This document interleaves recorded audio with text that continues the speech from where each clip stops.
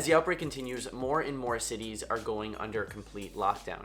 The government is doing whatever it can in order to keep people at home and isolated so that we can hopefully flatten the curve and prevent mass casualties. In order to do that, the government shut down all non-essential businesses and told us that we should be self-quarantining in our homes throughout this entire process.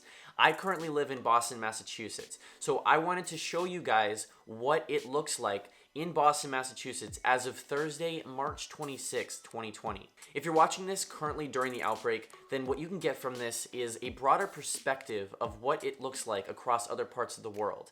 And if you're watching this in the future, then this will serve as historical documentation of what Boston looked like during this entire outbreak. Let's get right into it. I wanted to start out by showing you right outside of where I live, which is Brookline, Massachusetts. As you guys can see here, that every single place has some kind of thing posted on their door saying that because of the virus, they're closing down. I'm just telling you, this is a Coolidge corner in Boston, and this is usually an extremely busy part of Boston, but right now it's pretty dead. Another one. The only people you see here are people who are actively exercising or just the one-off person who doesn't follow directions. People are walking around wearing masks.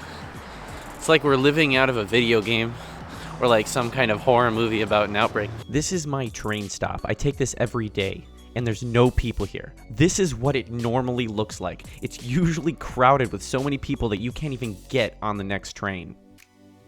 It probably wasn't the smartest idea for me to come outside without a jacket, gloves, or mask on right now. This is what we're dealing with, and it's getting progressively worse every single day. I don't think it's gonna stay like this. I think it's gonna change.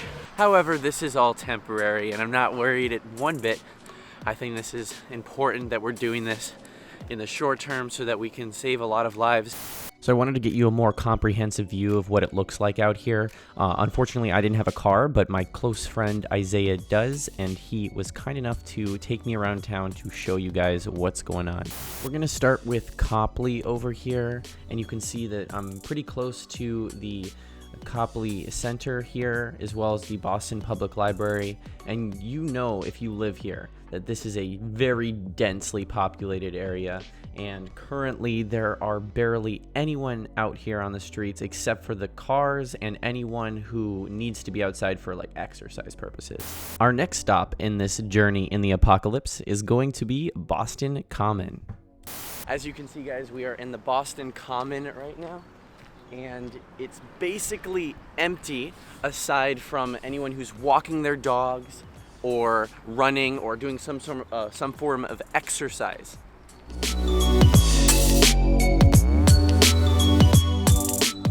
I have to say I'm proud to be a Bostonian because for the most part, there are much less people outside right now than there were on Tuesday. People are starting to really take it seriously because they realize how dangerous it is at this point.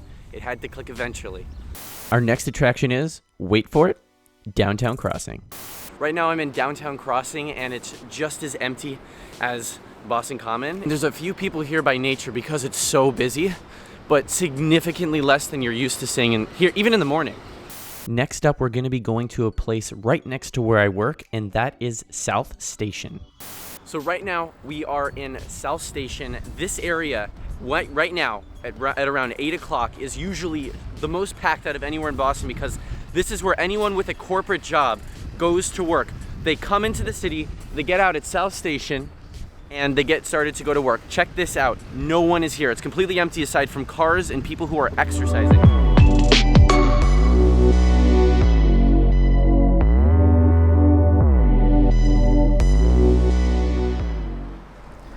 Anyone who lives in Boston knows that this is not normal. For our next stop, we are going to be going to Seaport. This is a great place for people to congregate for bars, and there are some awesome clubs like the Grand here as well.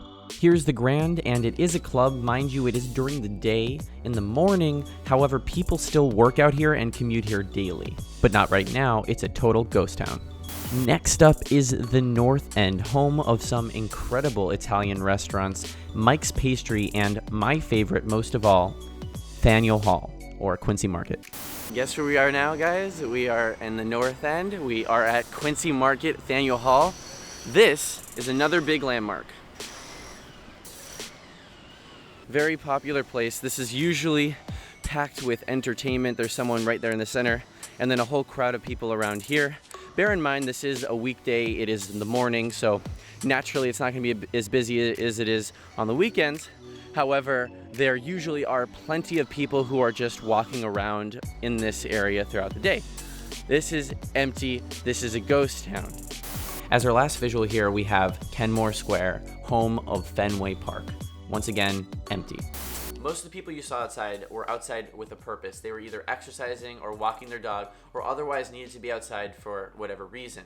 So my recommendation to you is to do the same. Stay at home, do whatever you can to not be in contact with anyone else unless you absolutely need to go grocery shopping or something along those lines. And use this as an opportunity to be creative and learn about yourself, try new things. Personally, what I'm doing is I'm experimenting with new editing tricks. I'm learning how to use Final Cut Pro. I'm really learning how to ramp up the quality here on the channel for you guys.